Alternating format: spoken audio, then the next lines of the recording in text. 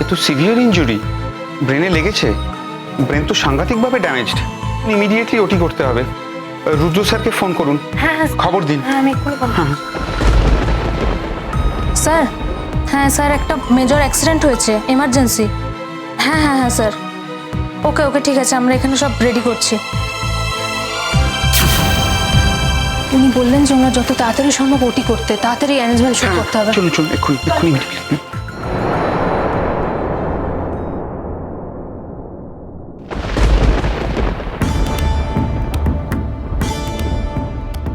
R you happy?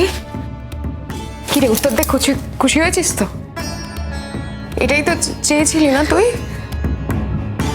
ওরা হয়তো আর বাঁচবে না গো।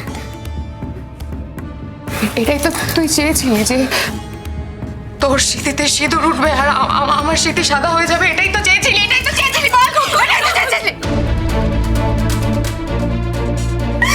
আমি কখনো এটা চাইনি।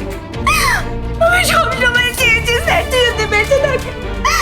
আমি সবসময় চেয়েছি তোমরা যাতে ভালো থাকো। কেন আমাকে এভাবে দোষ দিচ্ছ? তুমি কেন আটকে রাখতে পারোনি? কেন এভাবে মানুষটাকে ছেড়ে দিয়েছো? কি করে আমি জানবো গুটি যে তুই এখনো অনুজের মনে 100 ভাগ জুড়ে তুই আছিস? আমি কি করে জানবো যে তুই এভাবে অনুজকে নিংড়ে তিলে তিলে শেষ করে দিয়েছিস? আমি কি করে জানবো গুটি? আমি ভেবেছিলাম যে হ্যাঁ, অনুজের দুর্বলতা আছে তোর প্রতি, কিন্তু আমি তো অনুজের বিয়ে করে স্ত্রী, বল। আমাকে তো ভালোবাসে, আমার কথা ভেবে তো ওর এটা করার কথা না, বল। কিন্তু ওইটা কি?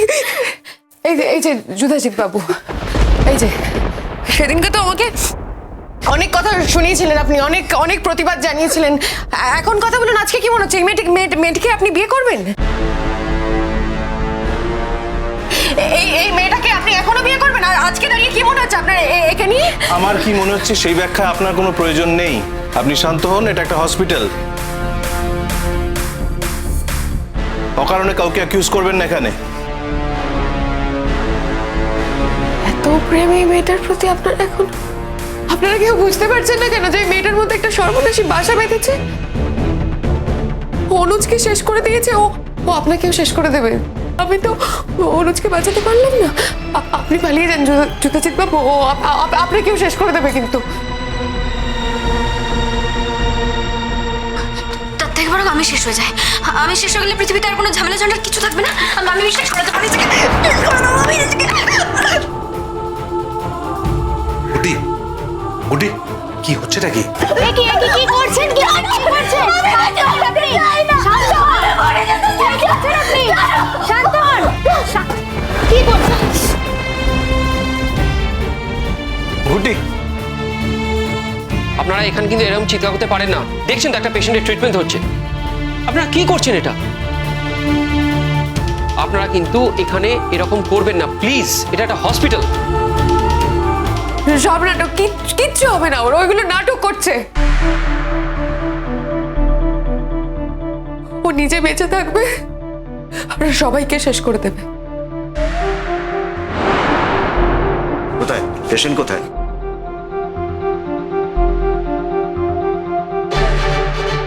ওটিতে নিয়ে গেছে? হ্যাঁ স্যার, ওটিতে নিয়ে গেছে, আপনার জন্যই অপেক্ষা করছিলাম।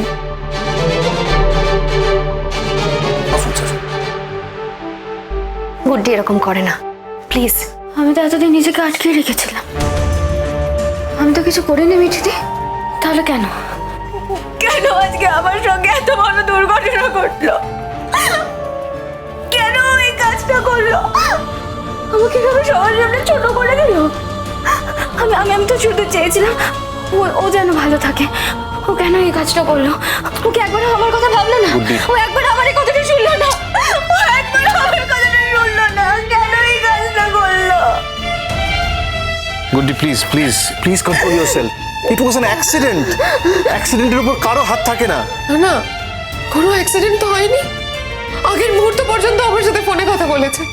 হ্যাঁ, তবে সকাল থেকে একটু আনমনা ছিল ঠিকই, কিন্তু না, হ্যাঁ, ফোনের কথাগুলোর মানে তখন আমি বুঝতে পারিনি, এখন বুঝতে পারছি। ওকে বলেছিল যে তুমি তো আমার আইনত স্ত্রী, আমি না গেলেও লোকজন আমাকে তোমার কাছে পৌঁছে দিয়ে যাবে, তার মানে ও বলছিল যে ওর ডেড বডিটা নৌজন আমার কাছে ও ডেলিভারিটলি অ্যাক্সিডেন্টটা করেছে, ও সুইসাইড অ্যাটেম্প করতে গেছিল, তো এই মেয়েটার জন্য অনু যেটা করেছে আজকে। যদি সেটা ঘটেও থাকে তাহলে গুড্ডি তো ওকে এটা করতে বলেনি। আমার মনে হয় এখন তোমার একটু শান্ত থাকা উচিত শিরিন। ও যতক্ষণ না সুস্থ হচ্ছে আর যতক্ষণ আমরা ডাক্তারের সঙ্গে কথা বলছি, ওর ট্রিটমেন্ট পুরো হচ্ছে, ততক্ষণ তুমি প্লিজ চুপ করো, শান্ত থাকো। আপনি আসুন। কোথায় যাবো? স্যারজি ঠিক আছে তো? আমার স্যারজি ভালো আছে তো? বলুন, একটু কিছু খবর দিন না, বলুন না না। না, সই করতে হবে তো। স্যার ওটিতে ঢুকে গেছেন, একটা বন্ডে সাইন করতে হবে তার আগে। আপনি ওকে বলছেন কেন? ওকে বলছেন কেন আপনি? না ওকে কি মনে হলো? ওকে অনু চ্যাটার্জির ওয়াইফ মনে হয়েছে? কেন এত লোক থাকতে হবে? আপনি ওকে বলছেন কেন? আমরা তো জানি না, উনি প্রথমে এসেছিলেন, কান্নাকাটি করছিলেন, আমি ভাবলাম বোধহয় উনি স্ত্রী হন। কি করে ভাবলেন? এই যে মেয়েটা, মুখটা দেখতে পাচ্ছেন না? দেখে বুঝতে পারছেন না বিয়ের আসর থেকে উঠে এসছে? বিয়ের আসর থেকে উঠে এসছে মানে তো ওর সঙ্গে ওর বর থাকার কথা। ওর বর কি ওর সঙ্গে ছিল? যার অ্যাক্সিডেন্ট হয়েছে সে কি ওর সঙ্গে ছিল না তো? আমরা তো খেয়াল করিনি, বিশ্বাস করুন। কোথায় সাইন করতে হবে? আমি যাব, আমি সাইন করব। আমার অধিকার আছে, একমাত্র আমার অধিকার আছে। আমি অনু চ্যাটার্জির স্ত্রী। জীবিত অবস্থায় কোনো অধিকার পাইনি, কিন্তু মৃত্যু হলে, মৃত্যুর পর অনু চ্যাটার্জির সব রাইট আমার, সব অধিকার আমার। কেউ কিচ্ছু করবে না, সব আমি করব। এই মেয়েটা একটা ফালতু মেয়ে, ও একটা আউটসাইডার, ওর কোনো রাইট নেই। কোথায় যেতে হবে, কোথায় কি করতে হবে আমাকে বলুন, আমি যাব। আপনি আসুন। আমি যাব। আমি এতক্ষণ চুপ করেছিলাম, আমি কিচ্ছু বলিনি, কিন্তু আর আমি চুপ করে থাকবো না। এবার আমরা পুলিশ কেস করব। আমার মেয়ের যা সর্বনাশ হওয়ার তো ঘটেই গেল, হয়েই গেল, তুমি কি এখনো চুপ করে থাকবে? আমি কি বলবো, আমি কিচ্ছু বুঝতে পারছি না। ওদের তো বিয়ে হচ্ছিল, অনুজ হঠাৎ এই কাজটা করতে গেল কেন? না, আপনাদের ঠিক কিভাবে মনে হচ্ছে যে এটার জন্য ওই দায়ী? মানে গুড্ডির জন্যই অনুজ সুইসাইড করতে গিয়েছিল, কেন মনে হচ্ছে এটা আপনাদের? সুইসাইড করতে গেছে কিনা তার তো এখনো প্রমাণ মেলেনি। ওর তো পরীক্ষা নিরীক্ষা হবে, অ্যাক্সিডেন্টও তো হতে পারে। প্লিজ আপনি আর শাক দিয়ে মাছ ঢাকবেন না, প্লিজ। আপনারা কোথায় যাবেন না যাবেন আমি জানি না, কিন্তু আমি ছাড়বো না। ও আমার সন্তান। পুলিশ যদি জিজ্ঞেস করে তাহলে আমি ওই মেয়েটাকে অ্যাকিউজ করব।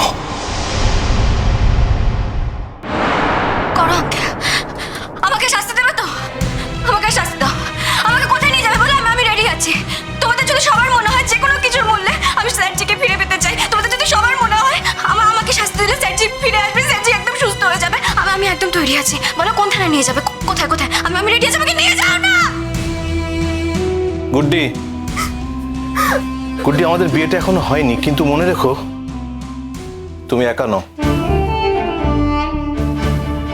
আমার একটা কথা আছে, জানি না এই সিচুয়েশনে সেটা বলা উচিত কিনা। বলছিলাম যে গুড্ডি দেখো, তোমাদের তো বিয়েটা অর্ধেক হয়ে আটকে গেল, মানে সেটা কি পূর্ণ করা সম্ভব? আপাতত নয়। কখনোই নয় যুদাজিৎ। তুমি আমার দাদার ছেলে, তাই তোমার ক্ষতি হোক এটা আমি চাই না। ঠিক কিসের ক্ষতির কথা বলছেন? তুমি বুঝতে পারছো না কিসের ক্ষতি? না, সত্যি বুঝতে পারছি না। এত কিছুর পরেও জেনে শুনে তুমি ওই রকম একটা মেয়েকে বিয়ে করবে? মেয়েটার কি দোষ? আচ্ছা মেজদা, মেয়েটা তো বিয়েটাই করতে গিয়েছিল, আমরা সবাই যা চেয়েছিলাম ও ঠিক সেই কাজটাই করতে গিয়েছিল। পিকলু যদি বোকার মতো নিজে কিছু করে তাহলে দোষটা কার?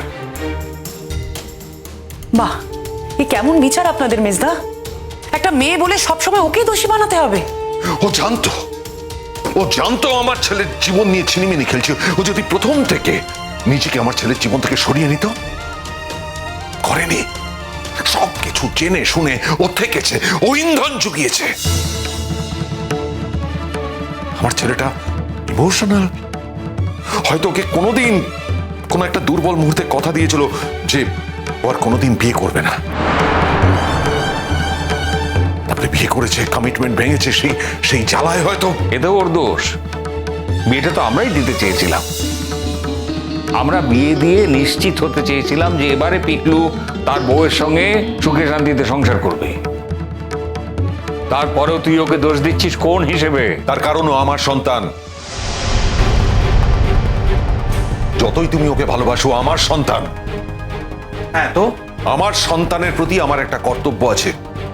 তোমাদের হয়তো এই মেয়েটির প্রতি অনেক কর্তব্য আছে, দায়িত্ব আছে, কিন্তু আমার সন্তানের প্রতি আমার কর্তব্য, আমার দায়িত্ব, আমার স্বার্থ আছে, আমার সবকিছু আমার সন্তানের জন্য। তারা তুমি বলছিল না এটা যদি অ্যাক্সিডেন্ট না হয়, সুইসাইড হয়, সেই সুইসাইডের পিছনে তো কিছু কারণ থাকবে। পুলিশ কেস হবে, তারা তখন স্টেটমেন্ট নেবে, আমারও স্টেটমেন্ট নেবে নিশ্চয়ই। আর তখন আমি পরিষ্কার বলবো, আমার ছেলের সুইসাইডের পিছনে যদি কোনো কারণ থাকে, সেই কারণটা ও।